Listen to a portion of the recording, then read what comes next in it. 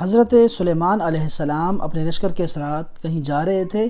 نیچی چوینٹیاں اپنے آپ سے اپنے دوستوں سے باتیں کرتی ہوئی کہہ رہی تھی کہ اپنے اپنے بلوں میں گھس جاؤ، ایسا نہ ہو کہ سلیمان علیہ السلام کا لشکر تمہیں روند ڈالے اور انہیں پتہ بھی نہ لگے۔ یہ آواز بھی سلیمان علیہ السلام نے سنی۔ حضرت یعقوب علیہ السلام مصر سے چلنے والی قمیص کی خوشبو کو کنعان میں بیٹھ کے سونگھ لیتے ہیں۔ آصف بن برخیہ جو سلیمان علیہ السلام کے دربار میں ہوا کرتے ہیں، انہوں نے پلک جھپکنے سے پہلے ہی ہزاروں من وزنی تخت کو حاضر کر دیا۔ یہ کیوں؟ چونکہ مولانا روم نے فرمایا ہے، دست پیر از غائباں کوتاہ نیست، دست او جز قبضہ اللہ نیست۔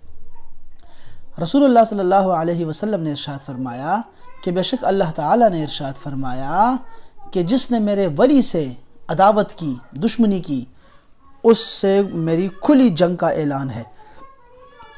اور میرا بندہ فرائض سے زیادہ کسی اور عمل سے میرے قریب نہیں ہوتا۔ مجھے بہت پسند ہے فرائض، اور اس کے ساتھ ساتھ نوافل بھی مجھے بہت پسند ہیں، یہاں تک کہ میرا بندہ نوافل پڑھتا رہتا ہے اور میرے قریب ہوتا رہتا ہے،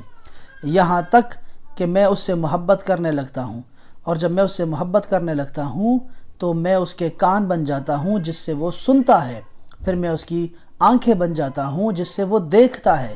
پھر میں اس کا ہاتھ بن جاتا ہوں جس سے وہ پکڑتا ہے، پھر میں اس کی ٹانگیں بن جاتا ہوں جس سے وہ چلتا ہے، اور وہ میرا بندہ اگر مجھ سے کوئی سوال کرتا ہے تو میں اسے ضرور عطا کرتا ہوں، اور اگر مجھ سے وہ کسی چیز کی پناہ مانگے تو میں اسے ضرور پناہ دیتا ہوں۔